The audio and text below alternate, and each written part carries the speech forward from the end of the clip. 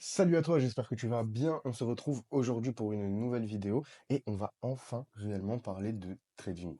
Lors des dernières vidéos, on discutait gentiment, j'ai essayé de vous introduire ce que c'est que le trading, quelles sont les bases, quel marché on va échanger, etc. pour que ce soit justement une introduction qui puisse, on va dire, concerner tout le monde. De sorte à ce que euh, même vos grands-parents, s'ils regardent la vidéo, ils peuvent s'introduire dans le trading. À partir d'aujourd'hui, on va commencer à parler de trading directement. D'accord? Donc sans plus tarder, comme je vous l'ai dit dans la vidéo précédente, on a introduit la structure. Maintenant, on va la développer. Tout d'abord, on va commencer tranquillement. Aujourd'hui, on va faire pas mal de pratiques. D'accord? On va lire la structure, la comprendre, d'accord? Et justement, quels sont les détails et les particularités que on ne nous explique pas d'habitude. Maintenant, déjà, la première chose que je vais vous faire comprendre avec la structure, c'est la fractalité. Ça, c'est vraiment, comment dire, c'est quelque chose qui est inévitable. En fait, c'est simplement de comprendre, comme je vous disais, toutes les unités de temps représentent à elles-mêmes une structure. Donc, chaque unité de temps a sa propre structure indépendamment des autres. Et plus on est sur une grosse unité de temps, plus la réponse qu'on va avoir, elle est solide. Jusque-là, on est d'accord. Maintenant, la seule chose, c'est de se dire que donc, une bougie, par exemple, en daily, qui peut être acheteuse et représenter simplement une bougie complètement haussière, d'accord? Si on descend en H4, d'accord? Ça va simplement nous faire deux bougies qui sont comme ça. Si on va en H1, on va se rendre compte que, en réalité, c'est deux bougies, un retracement qui repart ensuite. Si on descend en 30 minutes, en 15 minutes, en 5 minutes, le mouvement va être de plus en plus représentatif, puisque en 5 minutes, ça voudra dire qu'au départ, on a eu une impulsion qui elle-même a été retracée, qui a donné elle-même lieu à un nouveau mouvement pour avoir un mouvement d'achat, puis ensuite la structure M5 a elle-même changé pendant un court instant pour aller retrouver un niveau bas, qui lui a permis d'aller chercher une impulsion sur un nouveau prix plus haut, pour à ce moment-là justement réaccumuler, venir chercher, poser le bas, exploser, bref. Voilà. C'est simplement de comprendre que si on est dans l'unité de temps la plus haute, on va avoir une représentation que d'une seule bougie, mais derrière cette bougie se cache une structure dans chacune des unités de temps, d'accord? Et du coup, c'est de comprendre qu'il va y avoir des moments précis sur le marché. C'est pas sur chacun des mouvements, mais par exemple, sur l'exemple que je vous montre ici, on voit bien qu'en M5, ici, on a cherché à aller prendre des plus bas. Donc la structure interne en M5 a été changée, d'accord? Mais par contre, si je remonte sur du 30 minutes, si je remonte sur du 1 heure, si je remonte sur du 4 heures, si je remonte sur du daily, il n'y a eu aucune cassure. D'accord? Donc si ma lecture c'est du scalping et que je le lis dans les très petites unités de temps, oui, on est en train d'avoir un changement rapide sur le court terme. Par contre, à l'inverse, si je reste sur les unités de temps intraday, voire justement sur le billet de la semaine, à ce moment-là, les changements vont être beaucoup moins fréquents. Et là, ça nous emmène au premier tips que j'ai à vous donner, c'est que en réalité, la structure change beaucoup moins souvent que l'on s'imagine.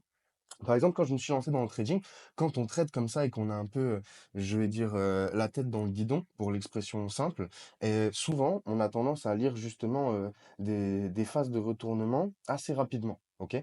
Puisque, en réalité, la théorie, elle te dit que la tendance est ton ami. Donc, en vérité, ton objectif, c'est justement de trader uniquement dans le cours du flux, et c'est là que tu auras le plus de probabilité de pouvoir gagner. Donc justement, en général, lorsqu'un marché est en tendance, tu ne vas pas chercher à prendre position à contre-tendance, d'accord? Tu vas vouloir aller dans le sens du flux. Donc justement, typiquement, c'est ce genre de choses qu'il faudrait éviter. Puisque, comme je vous disais, le premier type, c'est qu'en réalité, les changements de structure sur le marché sont très rares. En tout cas, si maintenant on parle de 4 heures de daily, vous allez le voir, hein, on va aller en cas pratique juste après. Une fois qu'on se met là-dessus, on se rendra compte, en réalité, sur les différents aspects de la structure, qu'elle change très rarement. En M1, en M5, oui, mais j'ai envie de vous dire, c'est pas des unités de temps qu'on va prendre en compte, à part pour des confirmations d'entrée ou justement pour du scalping. Donc maintenant, ce qu'on va faire, c'est qu'on va directement aller un petit peu n'importe où, très bien, sur le prix du gold. On va aller en début de structure mais simplement pour avoir la lecture. Simplement pour avoir la lecture. Ici, on se met en 1 heure et on va commencer par quelque chose de très, très simple. OK?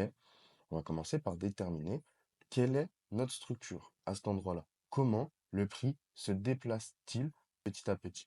On va même faire plus simple, on va commencer par du 4 heures. OK? Donc, à ce moment-là, déjà, on tombe direct sur un cas pratique que je vais pouvoir vous montrer. OK? Je vais vous montrer la différence entre les deux niveaux. D'accord? En réalité, ici, le changement de structure, il a lieu là. D'accord?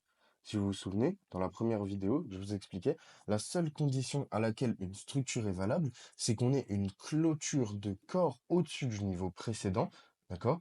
Et c'est la seule raison valable pour laquelle on va avoir ce qu'on appelle un changement de structure dans l'unité de temps en question qu'on va être en train de lire.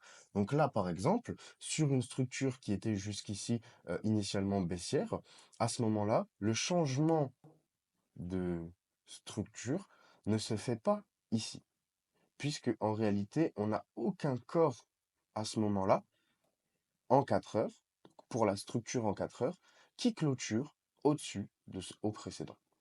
Et le premier haut qu'on va venir clôturer, en vrai, on va pouvoir prendre celui-là, carrément. Mais du coup, c'est la première fois qu'on vient vraiment clôturer au-dessus de ce niveau, et c'est à ce moment-là qu'on vient marquer le changement de structure. On a une structure qui passe acheteuse, et qui à ce moment-là, du coup, nous dit que ce lot-là devient protégé. Pourquoi? Parce qu'on a eu une clôture ici, au-dessus, du plus haut qu'il l'a initialement créé. Le prix vient marquer un point haut et nous donne notre première jambe AB, aussi peu propre soit-elle. Le prix vient chercher à faire un retracement, donc on va avoir multiples prises de liquidité, concept qu'on introduira plus tard. Ici, le but, c'est vraiment de se concentrer sur la structure. Vous allez voir, on vient poser un point bas ici, d'accord? Mais ce point bas, il va être valide et il deviendra lui-même le plus bas de la structure protégée en 4 heures. À partir de quel moment? À partir du moment où on va avoir un corps qui clôture au-dessus du plus haut précédent. Donc cette première bougie avec la mèche ne comptera pas. Et c'est uniquement à partir du moment où on aura la clôture de cette bougie en H4 qu'on validera la nouvelle jambe haussière et le fait que ce plus bas là devient le plus bas protégé en H4. Le prix ira donc prendre les dernières liquidités sur le haut afin de le poser juste ici. D'accord? On confirme une nouvelle jambe, le marché retrace, revient dans les zones d'intérêt acheteuse pour préparer un achat et vient poser un plus bas ici, mais qui lui ne deviendra protégé. Donc on pourra en réalité prendre appui sur ce plus bas ici et déterminer qu'il est protégé uniquement à partir du moment où on va avoir non pas cette mèche qui prendra le haut, mais bien le moment où on va avoir une clôture d'un corps sur un plus haut. OK? Et ça, c'est simple. OK? C'est juste leçon à se donner. Quand je cherche une unité de temps dans une certaine structure, je reste tout le temps concentré sur les clôtures et les derniers plus bas protégés. Puisque, typiquement, du coup, dans votre lecture, ça veut dire que ici, donc on va laisser le marché pricer et poser une nouvelle jambe, d'accord? Juste ici, on marque un haut qui aura pris la fameuse liquidité précédente. Le marché reviendra, mais à ce moment-là, pour changer la structure en H4, il faudra revenir sous ce plus bas, d'accord? Et tout le retour ne sera non pas un changement de structure, mais simplement rien qu'un retracement, une réaccumulation. Et si le changement de structure est en cours, à ce moment-là, tu l'as anticipé. Donc il y a plusieurs façons de trader. On n'est pas là non plus pour refaire le débat. Le marché va reposer un bas ici, d'accord? Et ce plus bas deviendra protégé. Donc on pourra s'appuyer dessus purement et uniquement, non pas quand le marché vient mécher sur cet ancien haut, mais bien à partir du moment où on va clôturer sur un nouveau plus haut. d'accord? Juste ici, ok? Et si vous regardez, c'est ainsi de suite. Donc le marché ensuite vient poser un haut complet. Là, on est sur une structure qui est relativement simple, ok? Donc là, justement, le marché vient, d'accord? On vient reprendre une jambe. Et là, on arrive sur un cas de figure qui est intéressant. Et c'est là où vous allez comprendre le piège de la structure. On l'a juste devant les yeux et c'est un piège pour beaucoup de personnes. Donc, le marché vient poser un bas qui ne sera lui valide qu'à partir du moment où on ne clôturera que sur un nouveau plus haut. Donc, on le fait directement, d'accord? Le marché vient chercher un haut complet juste ici. Une fois fait, on pose un retracement ici qui sera valide uniquement à partir du moment où, boum, on viendra clôturer ici, ok? Au-dessus du plus haut précédent. Donc une fois qu'on clôture dessus, ce bas devient protégé et on vient faire une extension jusqu'à ce nouveau haut. Et là arrive notre premier cas pratique, non seulement de l'explication que je vous ai fait en début de vidéo, mais en plus sur le premier cas pratique de pourquoi la lecture de la structure est erronée pour la plupart des traders, c'est que on est en 4 heures.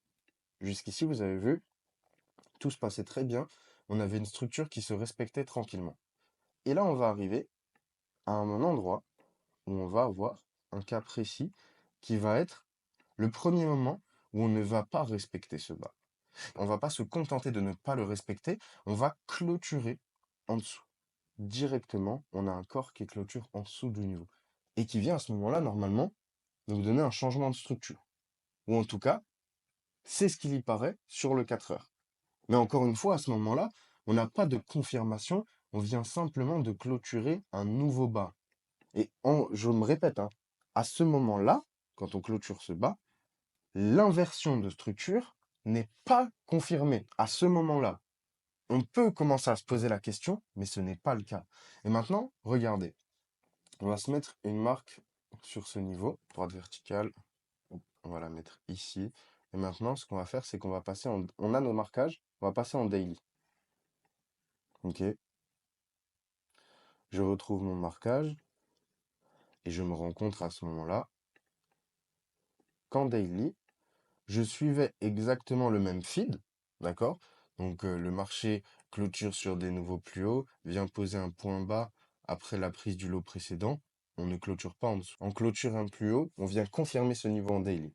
On revient, on prend la liquidité, mais aucune clôture sous le plus bas précédent. Et donc on était littéralement sur une prise de liquidité de l'unité de temps supérieure. Bon, il y a d'autres unités de temps entre le 4 heures et daily, mais vous m'avez compris.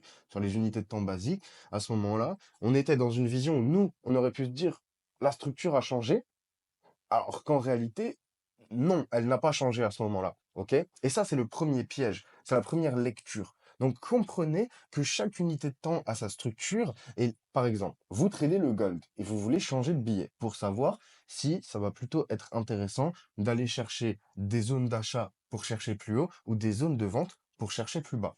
Bah, c'est simple. Puisque le gold est en tendance et que globalement, la structure change relativement rarement. Type ce que je vous ai donné avant. Eh bien, dans ce cas-là, basez-vous sur une structure haute, daily, weekly, pour garder votre billet. Et attendez au moins une inversion en daily qui vous dira que même l'unité de temps jour s'est retournée. Et là, la structure, entre guillemets, se retourne vraiment. Et lorsqu'elle est entièrement retournée, ton billet change. Sinon, même si le 5 minutes il est vendeur, le 15 minutes et le 30 il est vendeur, on s'en fout. De toute façon, c'est bien que pour chercher un nouveau plus haut, on doit d'abord poser un nouveau plus bas. Et c'est la seule chose que vous devez comprendre. D'accord? Et qu'à la base, on nous a vendu ça, la structure théorique, comme si on break, c'est qu'on se retourne. Ouais, mais oui, mais. Tu vois ce que je veux dire? Oui, mais. Comprends ça. D'accord? Et c'est vraiment la leçon à comprendre dans cette introduction numéro un, c'est oui, la structure, c'est relativement simple. Mais du coup, il y a deux choses que tu vas devoir prendre en compte. C'est que déjà, chaque unité de temps a sa structure et sur quelle structure tu te bases pour avoir un avis. Si tu es en 5 minutes pour déterminer ce qui va se passer cette semaine, ça va peut-être être un petit peu compliqué. Si tu es en daily pour chercher une entrée intraday, par exemple, ça va peut-être être un petit peu compliqué. Ça, c'est la première chose. Fractalité de marché. La deuxième chose à comprendre, c'est que du coup, de cette fractalité, il y a des pièges. Donc si de base, tu vas avoir des points de repère sur certains marchés, tu dois comprendre quelles vont être les validations. Typiquement, le fait de changer de billet uniquement avec les grosses unités de temps, oui, le jour où on change vraiment de structure, tu vas te faire SL. Mais ça te permet que le marché qui est en tendance 80% du temps, bah, te laissera 80% du temps dans le flou. Tu vois, c'est déjà entre guillemets un repos, juste en suivant la construction du prix. Et le troisième point, c'est que un plus bas est protégé dans son unité de temps uniquement et uniquement à partir du moment où dans l'unité de temps en question, on est venu clôturer un corps au-dessus du plus haut précédent. Trois notions relativement importantes et que vous pourrez emmener partout, que ce soit dans la crypto, que ce soit sur le marché des devises, que ce soit sur le marché des matières premières, que ce soit sur les ETF, les indices, tout ça. Bref, ça fonctionne partout. Notez-le bien. Comprenez ce qu'on a vu dans cet épisode, parce que dans le prochain épisode, on va vraiment aborder la partie 3 de la structure. Et une fois qu'on sera sur la partie 3 et 4 de la structure, vous commencerez à devenir de vrais experts. Et à partir de là, on va pouvoir commencer à rentrer dans des choses beaucoup plus intéressantes. J'espère que cette vidéo vous a plu et on se retrouve demain pour un nouvel épisode. Excellente journée, excellente soirée et bon courage pour votre trading.